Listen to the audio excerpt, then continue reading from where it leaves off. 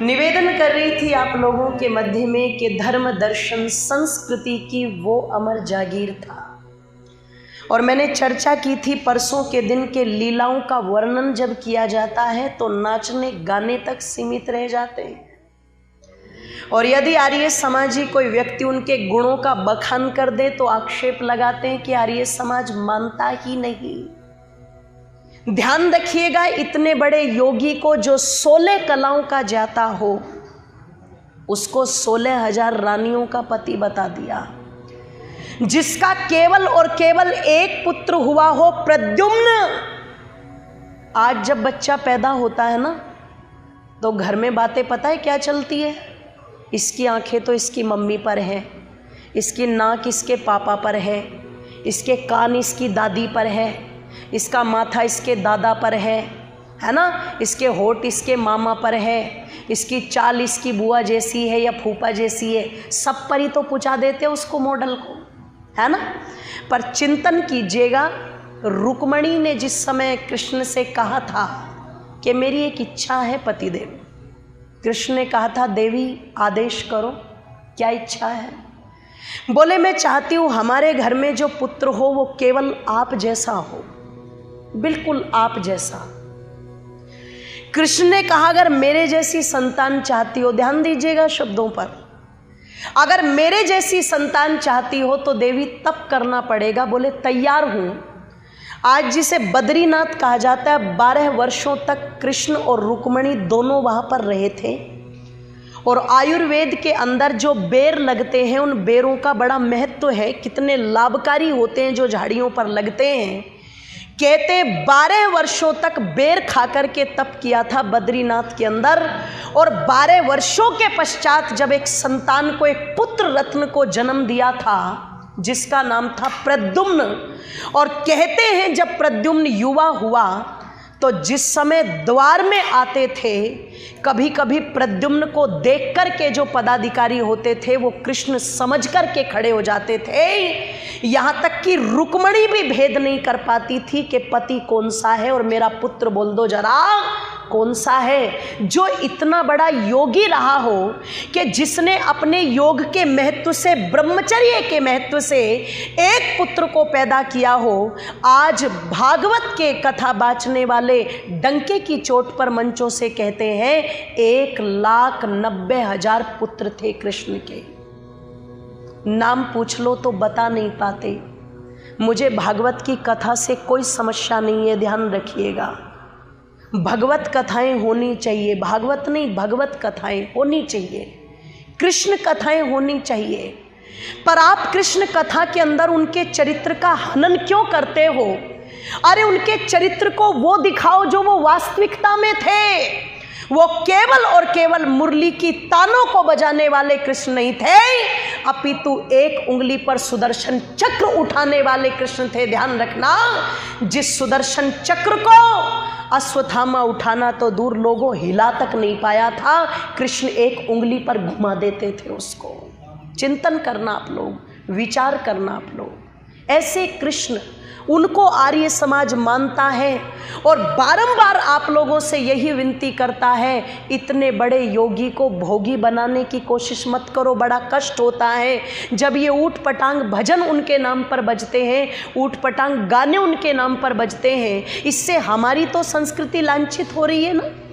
तो हम उनके नाम पर गीत गाएं, हम उनके नाम की चर्चा करें, हम खूब उनका नाम लें, लेकिन ध्यान रखिएगा वो चश्मा अपनी आंखों पर चढ़ा करके न ले जिस चश्मे से उनके चरित्र का हनन होता, उनकी बदनामी होती।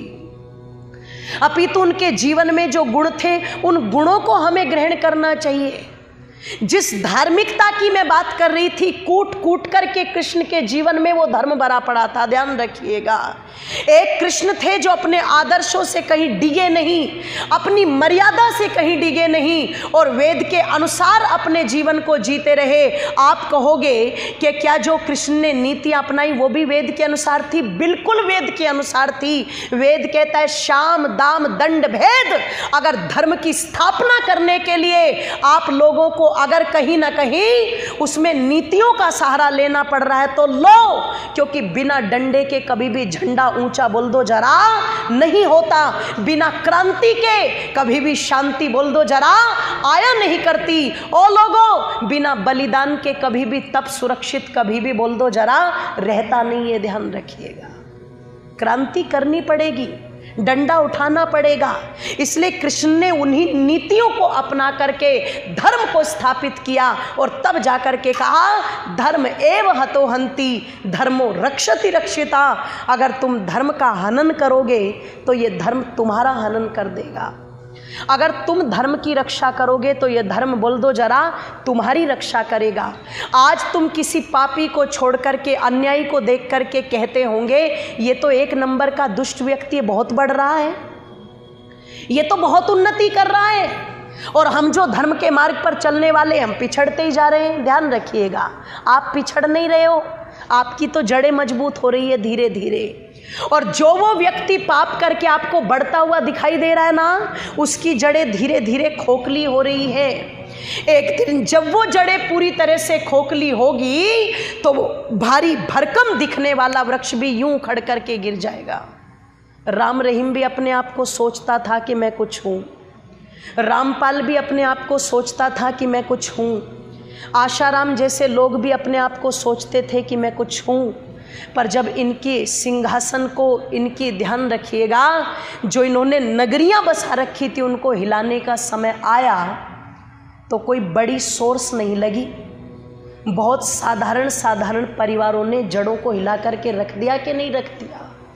मैं उस गहराई में नहीं जाना चाहती कि उनके जीवन में क्या सच था और क्या झूठ था, पर इतना जरूर कहना चाहूँगी ये बड़े बड़े खलीफा अपने आप को कहने वाले मानने वाले, जिन्होंने आर्मी तक को अपनी बना लिया और सरकार के खिलाफ खुला चैलेंज जिन्होंने खोल दिया था, निवेदन कर दूं बहुत साधारण साधारण परिवारों ने इनकी बसी बसाई नगरियों को हिला करके रख दिया कि नहीं रख दिया। बसी बसाई नगरियों को हिला करके रख दिया। लोगों जो अपने आप को कहते थे ना कि हम कुछ हैं और किसी से नहीं डरते, कोरोना नाम का एक छोटी सी बीमारी आई और बड़े बड़ों की हवा उड़ा करके रख दी। ध्यान रखिएगा, मत सोचिएगा, बिल्कुल मत विचार कीजिएगा। निरअभिमानता जीवन के अंदर हो, धर्म की मर्यादा जीवन के अंदर हो, ये विचार जीवन के अंदर हो, मैं धर्म की रक्षा को कहाँ तक कर सकता हूँ। क्योंकि आज अगर अपने जीवन में आपने धर्म को सुरक्षित कर लिया तो भगवान योगीराज कृष्ण कहते हैं ये धर्म कल तुम्हारे जीवन को भी सुरक्षित कर देगा। अगर आज तुम धर्म का हनन कर रहे हो तो ये धर्म कल को भी तुम्हारा हनन कर देगा। और तब कृष्ण कहते हैं अवश्यमेव भोक्तव्यम कृतम कर्म शुभाशुभम, जिसने जो कर्म कर दिया वो उस कर्म से कभी भी बच नहीं सकता। महाभारत का युद्ध समाप्त हो गया और कहते हैं जब महाभारत का युद्ध समाप्त हो गया तो कृष्ण ने अपने कर्तव्य को छोड़ा नहीं, कहीं पर हर जगह निभाया, हर जगह निभाया। सोचना आप लोग, कहते हैं जब महाभारत का युद्ध समाप्त हुआ तो कर्तव्य भाव को समझ करके कृष्ण गांधारी के पास में गए और गांधारी से जाकर के प्रणाम करके कहते हैं कैसे हो आप। गांधारी ने कृष्ण पर की आवाज को सुना, देख तो नहीं सकती थी क्योंकि आंखों पर बोलो पट्टी बंधी हुई थी। जब कृष्ण की आवाज को गांधारी ने सुना तो आवाज को सुनकर के गांधारी कहती है सारा कुटुंब मेरा खपा दिया, सबके सब मरवा दिए और अब भी अभिवादन करने के लिए आ गए। कृष्ण कहते हैं कुटुंब खपा दिया, सब मरवा दिया, ये क्या कह रही हो आप? क्या आपके कुटुंब को खपाने में, क्या सबको मरवाने में मैं कारण हूं? मैंने तो केवल और केवल अपना कार्य किया है, मैंने तो अपना कर्तव्य भाव निभाया है। मैंने तो केवल और केवल परमपिता परमेश्वर की व्यवस्था के अनुसार कार्य किया है। कुर्वन्ये वेह कर्माणि जिजीवेशेच्छतं समहा एवै तो नान्य थे तोस्ति न कर्म लिप्यते न रहा। अरे मैंने तो बंधन से छूटने वाले कर्मों को किया है और कुछ नहीं किया। मैंने तो केवल शास्त्र से काम लिया है, शस्त्र उठाया तक नहीं। फिर मैं कहाँ से दोषी हुआ? तब गांधारी ने कहा था, कृष्ण ये जो तेरे उपदेश सुनने में इतने अच्छे लगते हैं ना, ये सुनने में बहुत अच्छे लगते हैं, पर ये सारा का सारा महाभारत तेरे इसी उपदेश के कारण हुआ है, ध्यान रखना। अगर तू ये अपने उपदेश ना देता पांडवों को, अगर तू ये मीठी चर्चा ना करता, तो पांडवों की हिम्मत नहीं थी कि वो युद्ध करते और मेरे पूरा का पूरा कुटुंब उस युद्ध के अंदर खप गया। अरे सबको मरवा के, सबको खपवा करके अब भी बैठ करके यहाँ उपदेश कर रहा है। अब से पहले जब भी उपदेश करता था तो तेरे उपदेशों को सुनती थी, जीवन में धारण करती थी, अच्छा लगता था। पर आज पुत्रों की लाश पर बैठ करके मातम मनाने वाली माता को तेरे ये उपदेश भाते नहीं है, निकल जाए यहाँ से। साफ कह दिया था कृष्ण को। पर इतना अपमान गांधारी से सह करके भी कृष्ण ने बड़ी समझदारी से काम लिया, धैर्य से काम लिया। लोगों सीखना कृष्ण के चरित्र से। हमारा धैर्य कहाँ चला जाता है जब कोई बात हो जाती है, पर कृष्ण ने कितना काम लिया धैर्य से। वो कहते हैं, एक बात आप मुझे बताइएगा, अर्जुन जैसी संतान कुंती के घर में पैदा हो जाए, क्या ये भी मेरी मर्जी थी? और दुर्योधन जैसी संतान आपके घर में पैदा हो जाए, क्या इसमें भी मैं कारण था? अरे जब एक पति अंधा है तो पत्नी को तो चाहिए कि वो 4-4 आंखों से काम ले। यहाँ पर पति तो अंधा है ही, पर पत्नी भी जब आंखों पर पट्टी बांध करके बैठ जाएगी और दोनों के दोनों ही जब अंधे हो जाएंगे तो संतानें तो बिगड़नी ही है। जब उन्हें मामा की संगत ऐसी मिलेगी तो वो तो बिगड़ेंगी, और जब वो बिगड़ेंगी तो मैं कितना भी समझा दूं, वो तो दांत भींचकर, मुट्ठी भींच करके यही कहेंगी ना कि बिना युद्ध के सुई की नोक के बराबर भी भूमि नहीं देंगी।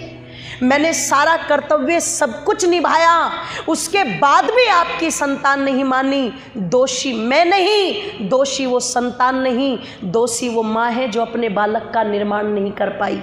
दोषी वो पिता है जो अपने बालक को अच्छे संस्कार, अच्छे विचार नहीं दे पाया। दोषी वो वातावरण है जिस वातावरण में दुर्योधन जैसा अन्यायकारी पैदा हुआ।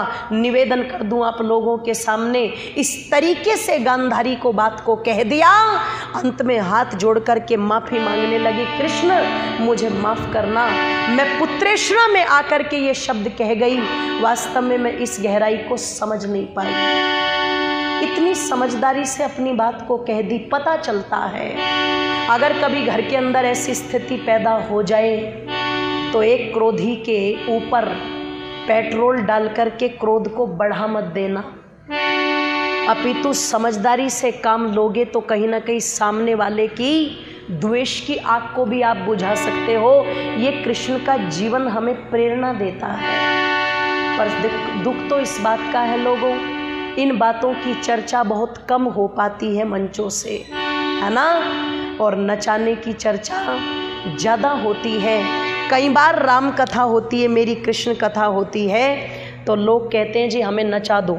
एक बार मेरे पास में पर्ची आई, थाली में माला रखी हुई थी, उसमें शॉल रखी हुई थी और शॉल के ऊपर पर्ची रखी हुई थी और पर्ची पर लिखा हुआ था कि हमें नचा दो। तो मैंने तुरंत मंच से बोला कि मैंने कहा मैं डीजे वाला बाबू हूँ कि जो गाना चला दूँ और तुम्हें नचा दूँ, है ना। ये तो वही है ना, डीजे वाले बाबू मेरा गाना चला दे। तो मैंने कहा मुझे डीजे वाला मान लिया तुमने, जो मैं गाना चला दूँ और तुम्हें नचा दूँ। मैंने कहा ध्यान रखना, शरीर नहीं व्यक्ति का मन नाचना चाहिए भक्ति भाव में। और ध्यान रखिएगा जब व्यक्ति का मन नाचता है ना लोगों, तो रोंगटे खड़े हो जाते हैं उस समय, है ना। और जब रोंगटे खड़े हो जाते हैं तो व्यक्ति महापुरुषों को याद करता है। और कैसे याद करता है, आइए चंद पंक्तियां मेरे साथ मिलकर के गुनगुना दीजिएगा और फिर कुछ चर्चा करेंगे जो आदरणीय हमारे शास्त्री जी ने लिख कर के मुझे दी है, उस पर चर्चा करेंगे। कि बनकर सूरज चांद जगत में के बनकर सूरज चांद जगत में, कि बनकर सूरज चांद जगत में चमक उठे दो प्यारे नाम, एक योगेश्वर कृष्ण दूसरे मर्यादा पुरुषोत्तम राम। बनकर सूरज चांद जगत में, बनकर सूरज चांद जगत में चमक उठे दो प्यारे नाम, एक योगेश्वर कृष्ण दूसरे मर्यादा पुरुषोत्तम राम। बनकर सूरज चांद जगत में चमक उठे दो प्यारे नाम, एक योगेश्वर कृष्ण दूसरे मर्यादा पुरुषोत्तम राम। बनकर सूरज चांद जगत में।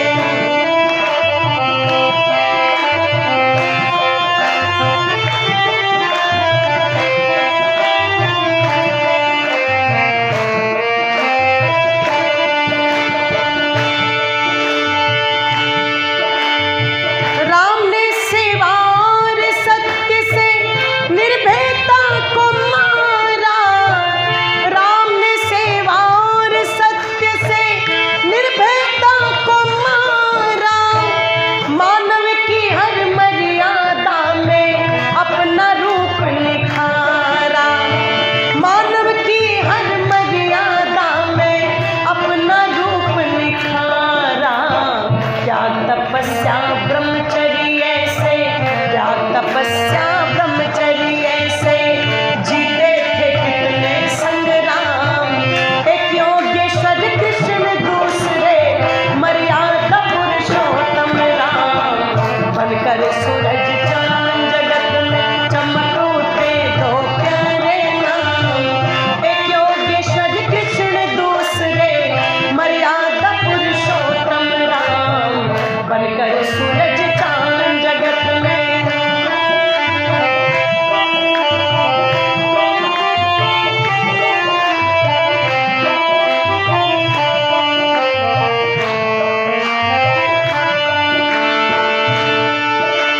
भारत में महाराज कृष्ण ने अद्भुत बल दिखलाया, भारत में महाराज कृष्ण ने अद्भुत बल दिखलाया।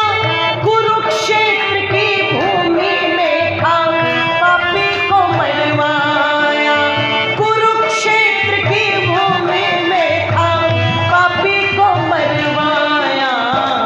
मानवता खिल उठी दिया जब, मानवता खिल उठी दिया